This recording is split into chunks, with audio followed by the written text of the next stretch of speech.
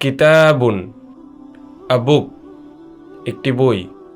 Baitun a house, একটি বাড়ি।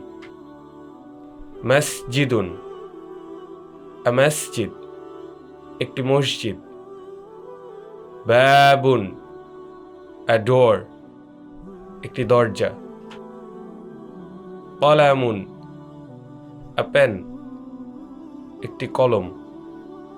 মিফতাহুন আ কি, একটি চাবি। সারিরুন আ বেড, একটি খাট। মাকতাবুন আ টেবিল, একটি টেবিল।